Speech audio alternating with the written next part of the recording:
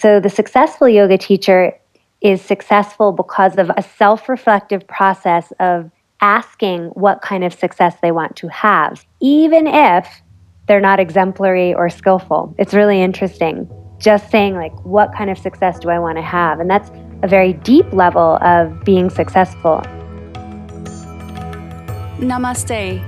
You're listening to the Sivana Podcast. Join us on an exploration of Eastern spirituality, yoga philosophy, and conscious living for the new age. This podcast is a production of SivanaSpirit.com, where you can find a large selection of Om and yoga clothing, spiritual jewelry, and unique fair trade gifts from the Far East. Now here's your host, Ashton Szabo. Greetings, everyone. Welcome to the Sivana Podcast. I am Ashton Szabo, your host. Today's episode is about yoga, in particular about teaching yoga. Our guest is Ippoliti. She, as well as Taro Smith, have recently co-authored the book, The Art and Business of Teaching Yoga. She is the CEO and co-founder of a school called 90 Monkeys, which is helping to raise the bar for yoga teachers by offering education to help grow the skill set of teachers across the globe. She's known for bringing yoga to modern day life in a very genuine way and has been featured on the covers of Yoga Journal and Fit Yoga magazine. Really excited to have her on the show today. Amy, welcome. Thank you. Thank you so much, Ashton. It's great to be with you. Well, it's great to have you. I want to, before we get into our topic, I do want to take a special moment to just thank you for your book. I've had a chance to go over it. It just recently came out. And I think not only is it's serving a really great need in the community. When I first came over from living abroad and I told people I was going to San Diego to try to be a yoga teacher there, people kind of looked at me like I was crazy. They're like, oh, you're never going to be able to make it there. It's too crowded of a market, let alone be able to support your family. So I had to learn a lot of the business side, which obviously was not an interest of mine when I was living abroad and planning to become a monk and all of that. And I had to learn about social media and this and that. And not only does your book cover some great technical sides of the teaching aspect, but it also covers a lot of those other intangibles on the business side, which I think really could help out the teaching community out there, whether it's part of the YTT or for someone that's already done a training. So thank you so much. I do appreciate the work that you've done. Wow, I'm so glad to hear that. It's really been amazing to see how their communities responded to the book, because it's just been in my head and Taro's head for so many years. And so it's great to see it coming into fruition. Awesome.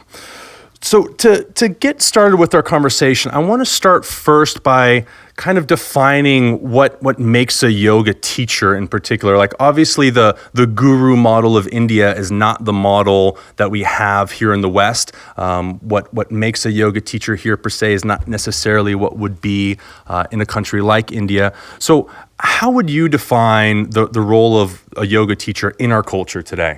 That's a great question. You know, for me, yoga teachers really are heroes because they do so much to get educated, to get trained, to learn. You know, hopefully they do that. And then when they're actually offering themselves, they're not necessarily making a huge living at it, even though they've put in so much effort. So to me, yoga teachers are really heroes in our communities. They're helping people to feel better about themselves. They're helping people to have a deeper connection to themselves, to others, to the divine. And really, they're in service. They're in great service. And while they are so educated and working toward being a student, it's heroic. It's heroic to work that hard, particularly in such a crowded market, like you said. And so to me, yeah, they're just heroic. I'm also want to get your input in terms of, a hero is kind of a broad label for it as well, which is great. I think so many people are doing so many great things in communities out there. But what do you feel about the standards that we need to hold yoga teachers to? Do we lump them in the same category as, Pilates instructors, fitness instructors? Is it something more or different, or where do you feel, I know you have a background and there's a lot of controversies right now happening with some yoga teachers and things like that. How do we start to get a handle on what we actually expect from yoga teachers in the West? Well, I think that certainly there's definitely been scandals and that kind of thing with yoga teachers, and it definitely hasn't given yoga teachers a good name. But and we can go into the reasons for that, which a lot of it is that yoga teachers get projected on a lot. So people think, well, they're so holy and perfect and pure, and they must be so at one with everything that they're never stressed out. And I know that I've definitely been the most stressed out person in the room as the yoga teacher. And so if you actually buy your own hype and you buy the fact that you're on the pedestal that people are putting you on, it's really easy to sort of give yourself the guru pass or give yourself a pass, because you're getting all this positive kind of projection from students, because that's kind of what people do in any teacher-student relationship, but particularly yoga, because there's a spiritual element involved. And so what happens is, if you buy that hype, or you don't sort of have checks and balances and kind of get yourself off the pedestal, you can do things which are unethical, and then as a result, kind of like you give yourself a pass, and that's not okay, because yoga teachers are just as human as anybody else, and the sooner that we take ourselves off the pedestal, the better. But the other thing, to answer your question about like what is a yoga teacher and how is it different than a fitness instructor or a Pilates instructor, it's and also how is it different than a spiritual leader? There's what I see yoga teachers doing is that they're giving an education to their students. A true yoga teacher is versed in many different topics that they then convey to their students. And those topics include philosophy, anatomy, the physical choreography of a class, history, and wellness, meditation, pranayama, all those things. So we're giving an education, and we are educators. And in the West, I believe we are educators, and there shouldn't really be any confusion. If we give a multifaceted education to our students, and as such, as educators, and just like any professor or a teacher that is educating, you get paid for that. Mm-hmm. And you should be held to professional standards as well, mm-hmm. and ethical standards. So I think, the full spectrum of what a yoga teacher does can be confusing, because some yoga teachers are teaching a purely physical class, or some yoga teachers, are so deeply emphasizing the spiritual aspect of what they do that there is this kind of like, are they a guru? Are they this like spiritual thing? And should this yoga be free because of that? Because church was free when I was growing up. They just had a basket for donations. But I see yoga teachers as educators, very different. Mm-hmm. Well, I'd like to talk about that next a little bit and kind of get into the business side of yoga. One thing that I think for many yoga teachers, in particular newer yoga teachers, is this concept around money, around the business side of yoga. A lot of people kind of have this idea, I thought yoga's supposed to be free. It's free in India, this, and that, and it usually requires the reminder of cultural context, where in a culture like India, they go, oh my gosh, like you're actually willing to give up the rat race and go spend all of your time just devoted to finding truth. Like let me give you a place to stay, let me provide you with food. Like I think that's amazing that you're doing that. In our culture, if you decide that you're going to all of a sudden get away from what everybody else is doing and stop the rat race, yeah, exactly. It's like, get a job, you bum. Like, what the hell are you doing? You can't exactly pay your mortgage or your rent with good karma. So how do you personally reconcile the business side and the yoga side, given that it is, in many ways, a spiritual practice, but recognizing as well that we do not live in the same culture that it came from, where perhaps maybe it is given away for free at times. Although in India, there's plenty of people charging for it too. So we'll be clear with that. But how do you reconcile those two? Well, historically, things, like you said, were culturally different in India, and it is in the West now, and it's evolved as such in the West, and it's also evolved into a 21st century paradigm where there's parity. So it's like, hey, I'm teaching you this thing, and in exchange, I'm compensated for my time and the training that I put into this. In India, it was always the dakshina. Like, well, the guru said, this is what we're doing, and there was a donation that was given. So there was always a transaction of some kind. Like you said, there was a transaction. But I think it's important to recognize, like, we're not in that culture and we're not in that time. We're actually in the 21st century. And although there is a spiritual component to what we teach, it's not the whole of what we teach. And in the West, if you teach history, you teach philosophy, you teach movement, you teach fitness, you teach, a comprehensive offering or curriculum, that's generally something that's compensated for.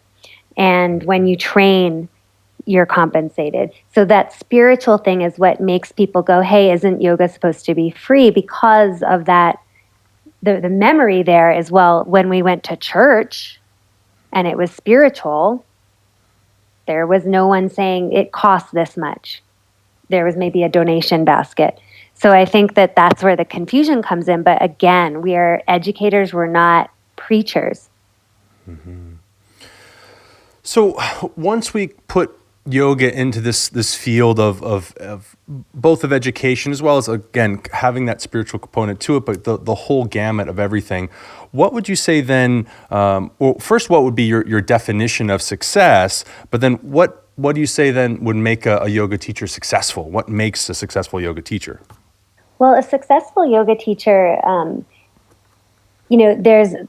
we give this lecture a lot when we speak around the world on the topic of teaching yoga and the business of teaching yoga. But there's 3 categories of what makes a fantastic teacher. And one of those categories is just being really skillful. Like, you could, that'll contribute to your success because you're skillful and you've trained and that kind of thing, and you're just good at what you do. The second is being exemplary, or being a role model, or being a great leader.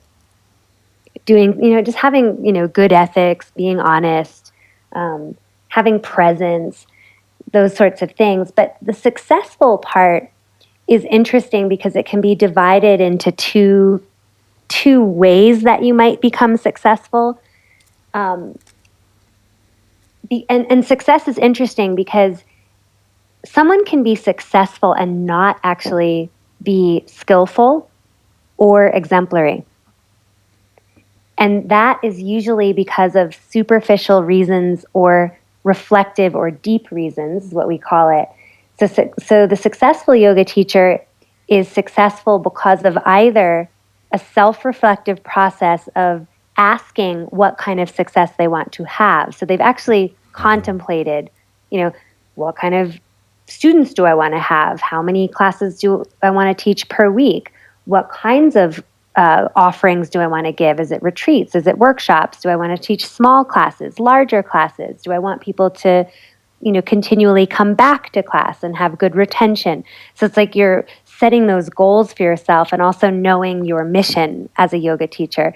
And those kinds of things can make somebody very successful, even if they're not exemplary or skillful. It's really interesting. Just saying, like, what kind of success do I want to have? And that's a very deep level of being successful. On the superficial side of being successful, someone could just be really attractive and good looking, like they're a former model, or they're really bendy and have a phenomenal practice that's strong and powerful and flexible and hypermobile, and that's really appealing to people. Or they have a certain mystique about them, like there's no incense burning, but it smells like incense when you look at them.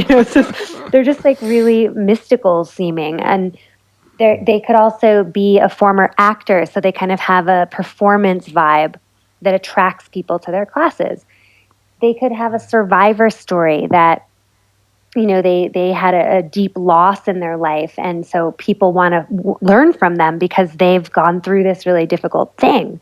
And we call these superficial, not because that's a superficial thing to go through, but it's superficial because it's not something that they had to cultivate or try to do, if that makes sense.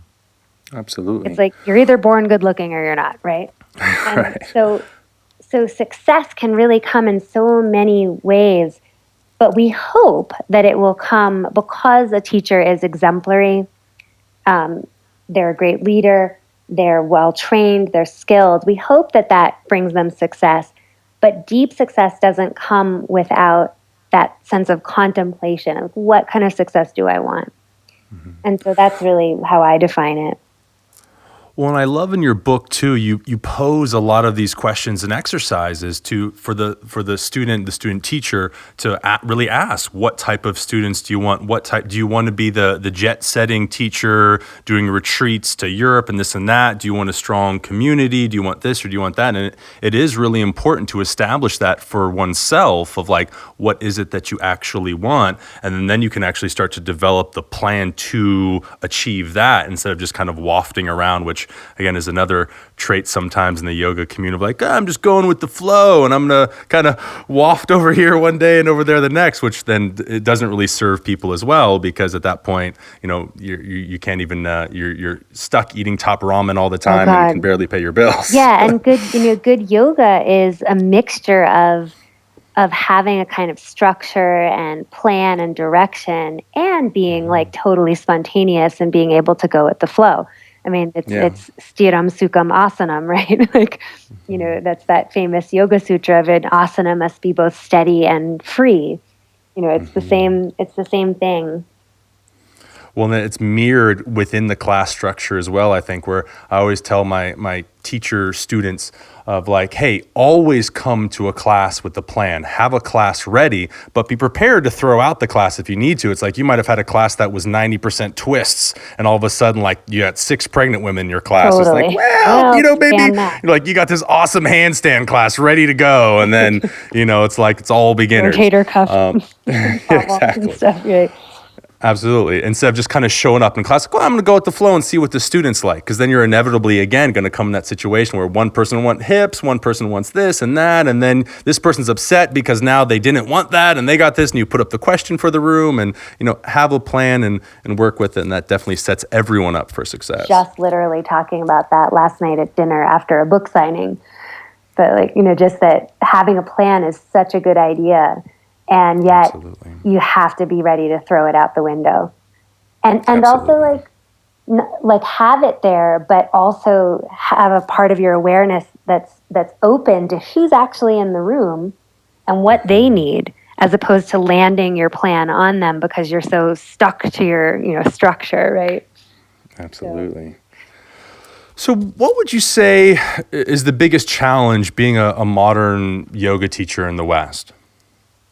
Well, the growth that yoga has had is just phenomenal. It's I remember that one of the reasons that I wrote this book is that when I started, nobody did yoga. I mean, compared to how it is now, it was really difficult for me to get even a subbing job when I first graduated from teacher training in the late 90s. And at some point, and maybe it was like 1998, everybody found out that Sting and Madonna did yoga, and the world just like exploded. And I feel like I was at talk about superficial success. I was in the right place at the right time to kind of ride the wave and build a reputation and a sort of notoriety in the midst of that wave, so that I was in a really good place when it hit, and I was having to say no to work. I went from not being able to get a job to all of a sudden saying no to things because it was so booked. But then there was the teacher training frenzy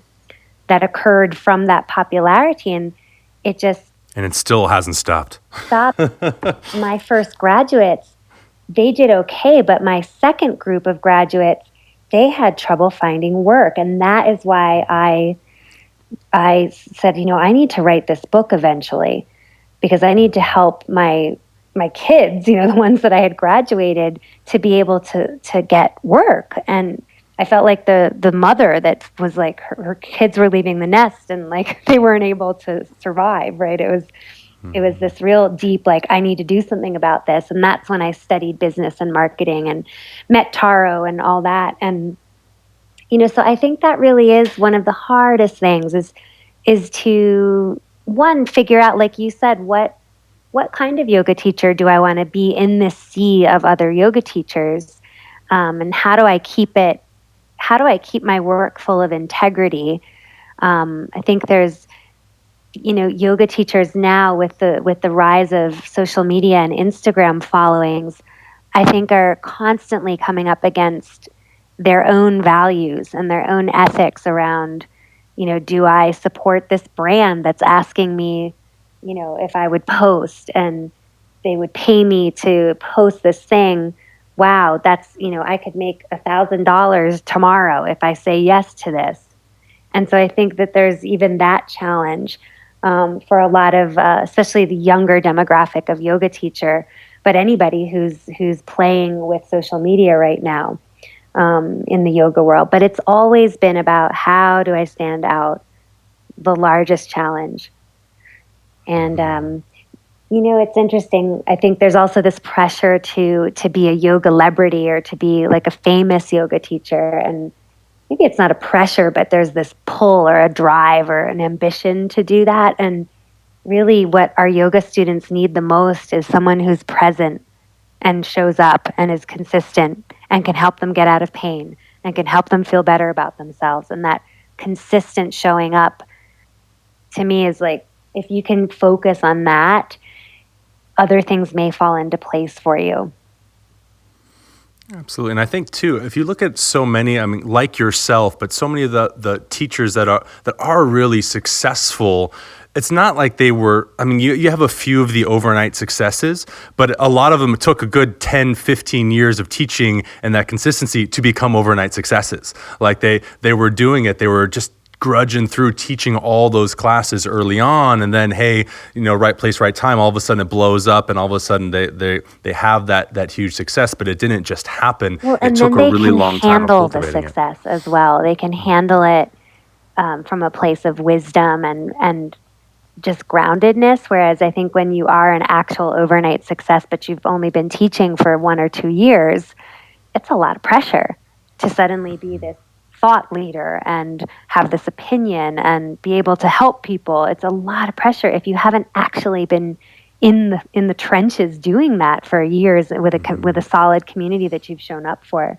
So I think that's a new challenge that it's like a reality right now for a lot of young teachers. And I hope that those young teachers will reach out. If you are a young teacher and your Instagram following went to the moon and you're starting to get offers to fly all over the world to teach and so forth, please reach out to the older generation of yoga teachers who've been doing this for a while and let yourself be mentored and ask for that help. We're here for you, because that's a lot of pressure. Well, I think what's important too to recognize is that, especially when we talk about like the Insta-famous type yogis and stuff, where a lot of it's based on the practice, I think everyone's teaching needs to be grounded in a really established practice. But you don't necessarily get better at teaching by practicing more yoga. Like, you have to get better at teaching or learning the skills of teaching, which is a completely different skill set, which a lot of new teachers like, oh, I love yoga, I want to just practice it every day, so I want to go teach it because I love yoga so much. It's like, that's great. But there's actually a whole other side, not only from the technical side of teaching, but as you said, to actually be able to support yourself, especially in either really small markets or really large markets, of the entire business side. So it's a whole other realm other than just being able to do lots of yoga. Form in and of itself. Yeah. Yeah. So what are 3 things that a yoga teacher can do to help them grow professionally? Like, what are 3 things that they can put into action and start to see results right away? That is a great question. There's so many things. I think and it might take me a while to think of the 3 I want to choose, but the first thing I would say is to claim your profession, or to claim your career as a yoga professional, to just say, I am a professional yoga teacher.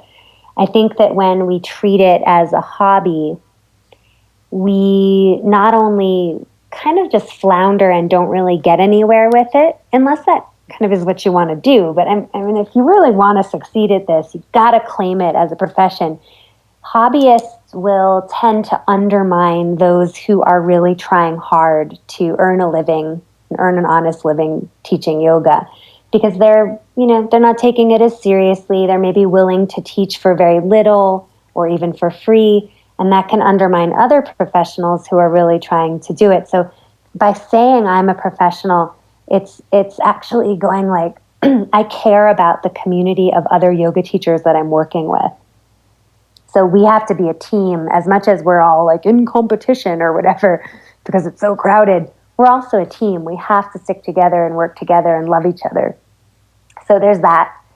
The second thing is that I would do whatever you can to keep up your education.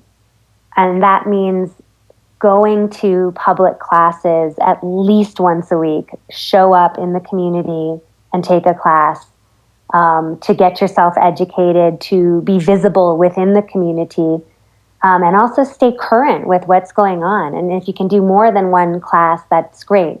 I know it's really easy to hermit off and kind of do your own practice and do an online practice now. But I think being out there and getting into classes is really important. And part of also continuing education is committing to at least a minimum of one, I would even say 2 yoga retreats or trainings or something to keep up your education every year, so that you are saving for that. You're saving up money for it. You're putting money aside. Maybe it's like, 8% of your income goes toward a fund every single month for your training. And even if you think, oh, I can't afford that 8%, I need every bit of that 8% for my bills. Trust that if you put that away for your education, the universe is going to say, no, we got you covered here. And it will come up with like another client, or it'll come up with 2 more people in your workshop or something to get that 8%, so that your education is protected. You want to almost protect it like a small baby. Don't let anybody take that education away from you. The third thing I would say is it's kind of a toss-up between keeping up your practice. So I did say practice in public, right? Go to a public class and then go to a training.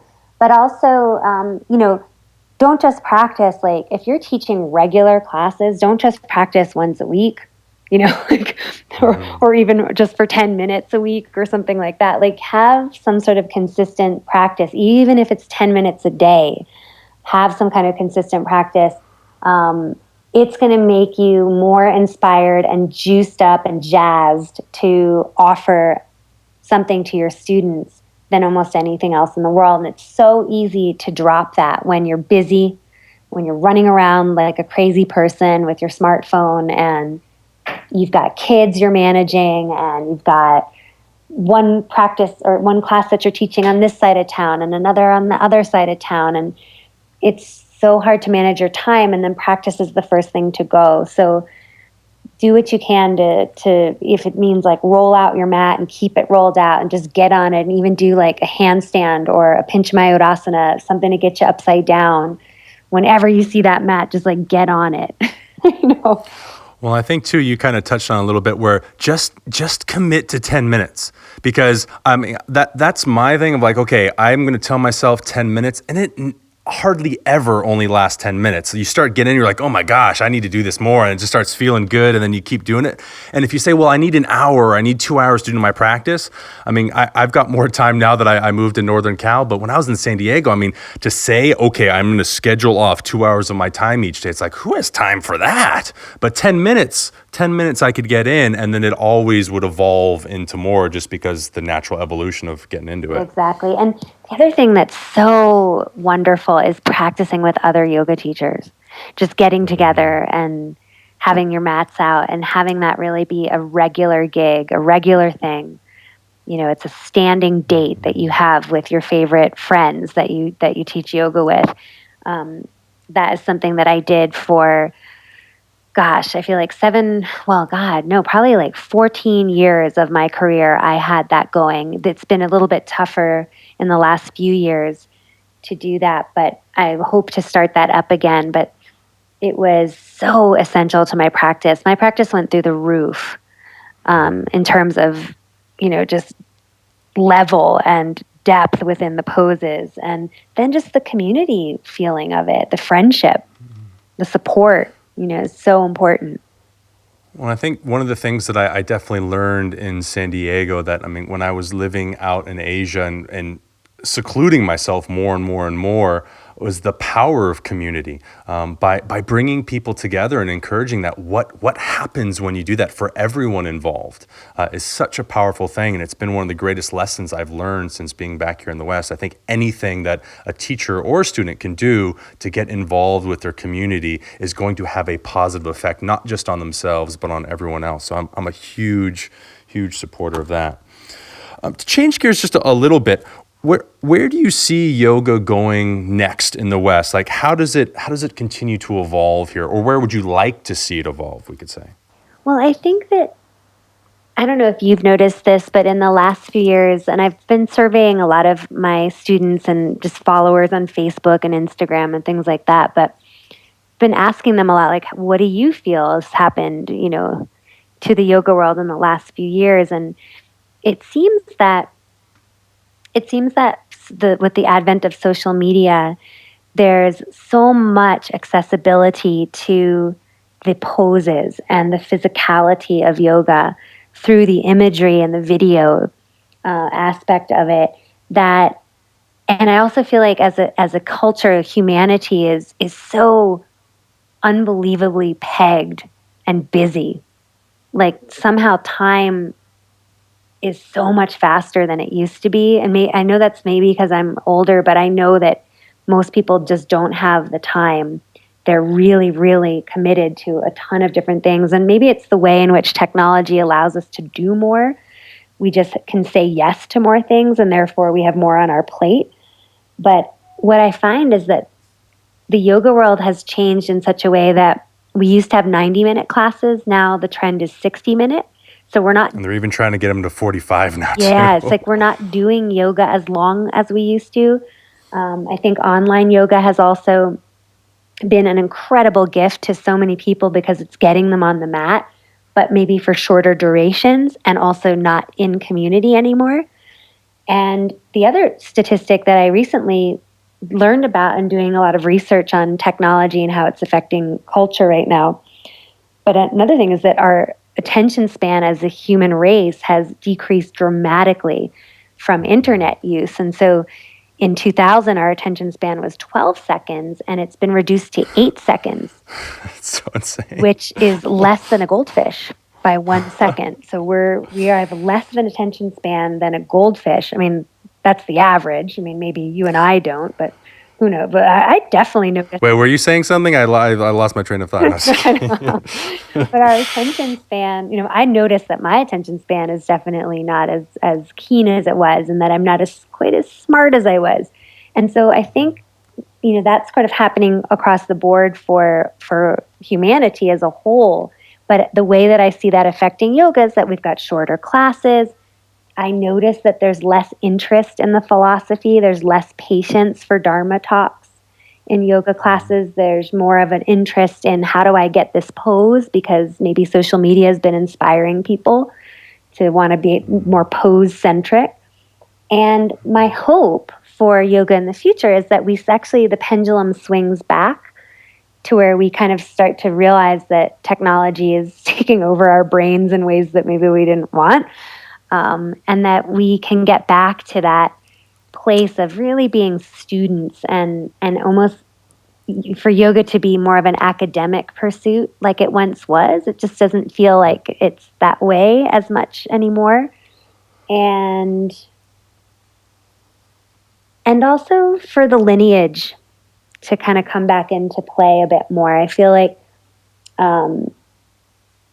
with social media, it's really easy for someone who has a very large following to seem like this authority on the subject, when in fact they just have really awesome pictures and amazing captions that are compelling, but it's like they haven't really been at it for very long.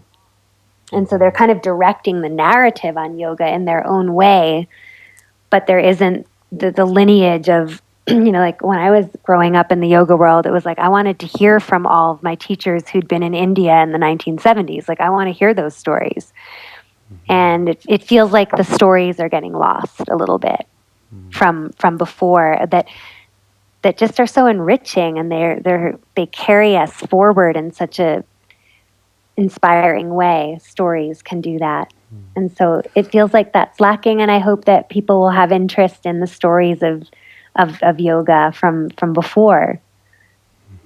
If that Well, yeah, well, it's great. Well, and that's a big part of even what we do on the podcast here that are not interviews. We are actually sharing a lot of the stories from the traditions of the East, usually around India, but also all from the East. So not necessarily of teachers, but a lot of spiritual figures and a lot of the myths of yoga. And I agree entirely that it's something that is well underserved in our community.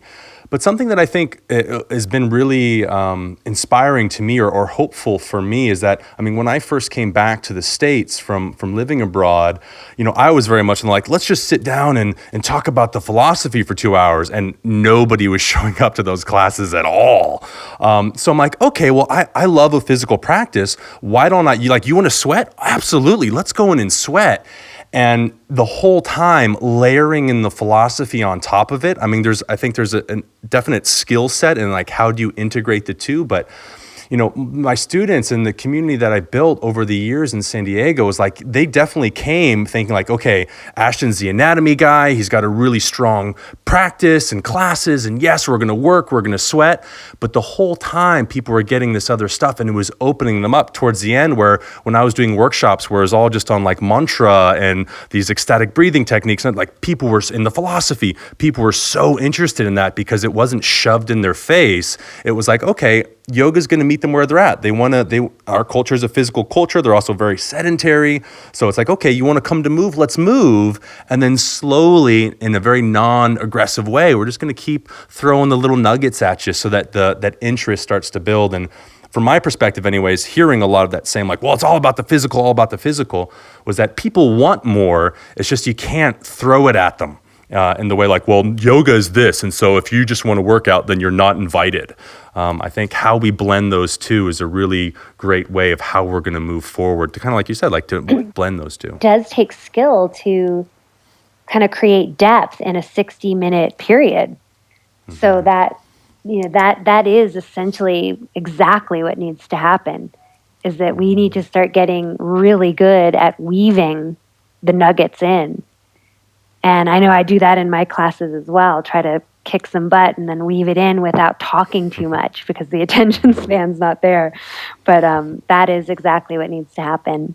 And I think we need to, as teacher trainers, I think it'll be a great skill to offer is how do you weave it in? How do you get it in without kind of fumbling with your words of like your placement instructions? Mm-hmm. When do you fit those nuggets in and how do you do it gracefully?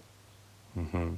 Yeah, great idea. So what about people that maybe if they have listened all throughout here, even though we've been focusing so much on yoga teachers, what about someone that's not a yoga teacher, that's interested in moving down that path? What's your advice to someone in terms of finding a yoga teacher training, or you've mentioned mentoring? What's the path that you recommend for people? Well, I think the first thing to recognize is, or to ask yourself is, to say, am I ready to learn to teach yoga? Is this something I feel ready to do and that I really want to do? And the second question is to ask, would I be a natural at teaching well? Is teaching something that I love to do and that is kind of natural for me? Because if your heart is set on teaching yoga, I think that the answer to those two questions needs to be a resounding yes, for you to really go far with it. And then, there's trainings that, there's a lot of different kinds of trainings, but you want a training that is going to be comprehensive and with a teacher that you resonate with. So it's good if you've gone to a lot of their classes before, or you have some sort of familiarity, like, wow, I really resonate with this person. It just, you get around them and you're just stoked, And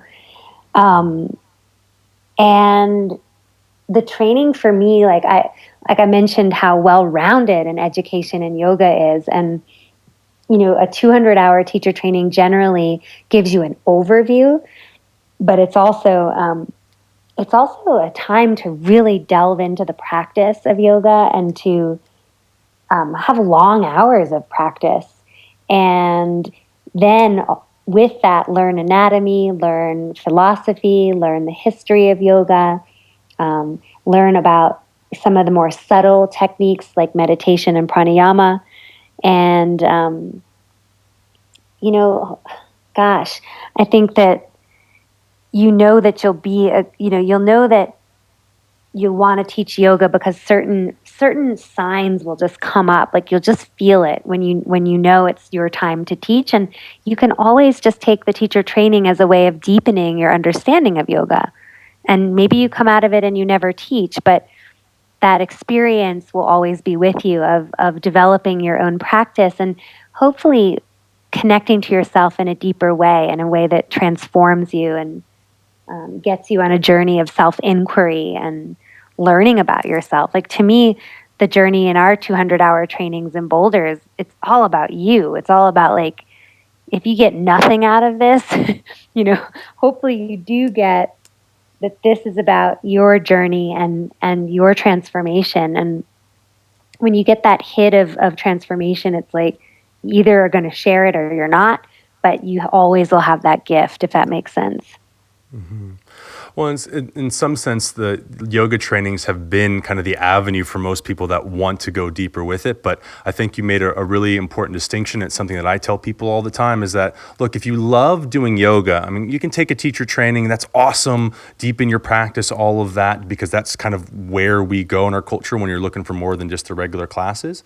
But unless you really have a passion for teaching, then don't teach yoga. Like yoga needs more teachers. It doesn't need more people just who love yoga. Like there's plenty of people out there that love yoga, but when you want to teach, then you're inspired to really find out all the skills involved with teaching instead of like, well, I just want to be able to do more yoga, which again, really important part of teaching, but not the only part if you're going to teach. So I think having that conversation with yourself of like, do you really want to teach is a really big part of it. So I love that. And there's other questions too, like, do you consider yourself, do you enjoy academics, studying, scholarly pursuits? Do you enjoy that? Do you possess like a fundamental understanding of your own energy and then a sensitivity to other people's boundaries? Do you identify as a student of yoga in all areas of your life, not just on the mat? These are questions that, really, to me, when answered yes, means that the person's going to be a great teacher. Awesome. Well, let's slowly start to or maybe not so slowly, wrap things up here, because we've been chatting about some really awesome stuff. Where can people find out more about you, what you're doing, your trainings? Where's the best place to buy your book? Oh, yeah. Well, the best place to buy the book is either Amazon.com or BarnesandNoble.com. You can just search Amy Ippoliti or The Art and Business of Teaching Yoga and it'll come up. And then our trainings are all done in Boulder, Colorado at our studio called 90 Monkeys, which 90 Monkeys is, as you mentioned in the beginning, is an online school for yoga teachers. So we create really, really awesome courses online that you can take to kind of fill the gaps in the teacher training experiences you've had and where you kind of want to go next. So teacher training is great, but it doesn't always get you exactly where you need to go. And you may also be a little bit weaker in some areas and stronger in others. And so it helps you fill the gaps where you're maybe a little bit weaker in your overall education. And in the physical space that we have in Boulder, we film the courses, but when we're not filming, we have trainings. So we have our 200-hour training that starts this July. It's a month long, and then we have advanced teacher training for it's all for 200-hour graduates, but we highly recommend taking ours first so that you're really like versed in the topics and versed in how we do things before you take the advanced. But we have advanced training, and other than that, I'm on yogaglow.com. We have a new awesome course called Teaching Yoga in the Digital Age. which is kind of why I've been so keen on talking about technology and how it's affecting humanity. Is that one on 90 Monkeys or is that on Yoga Glow? It's actually on 90 Monkeys. All the online education courses are on 90 Monkeys. My asana classes are on Yoga Glow. But yeah, teaching yoga in the digital age is launching this month. So we're really, really thrilled and excited to be hosting a conversation about this topic and about what does it mean to teach yoga right now in this technological world and this world of social media, and how can you kind of navigate those waters smoothly and fill your classes and be financially stable and stand out in the crowd, and all those questions we're answering in the course, and we're inviting some really wonderful faculty to join us in that conversation. And some are rising stars in the yoga world, some are old veteran teachers, and really getting cross-generational conversations going. Awesome. Well, it all sounds super exciting. 90monkeys.com. Yes, and we'll have that in the show notes as well. Amy, it's been a total blast chatting with you. I really appreciate your insights and your experience with everything and sharing it with all of our listeners. Everybody out there, thank you so much for listening today. I hope you've learned a lot. Yoga teachers in particular, I'm sure there's been a lot of great nuggets in there for you. Thank you for listening today. Thanks so much, Ashton. You're awesome. Thank you. You're awesome, Amy. And we'll stay in touch. Everyone, thank you so much for listening today. Have a very present and wonderful moment. Namaste. Hey everybody, thanks for listening to the show today. Please go over to iTunes, write a review, let us know what you think. It helps us in creating new content for all of you. It also helps new listeners get a sense of what to expect from the show. We really appreciate your feedback. Thanks again for listening. Namaste. You've been listening to the Sivana Podcast. To find out more about Sivana, go to SivanaSpirit.com or follow Sivana on Facebook at Facebook.com/Sivana Spirit. For daily inspiration, check out our blog at SivanaEast.com. Be sure to join us next week for a new episode, and thank you for listening to the Sivana Podcast.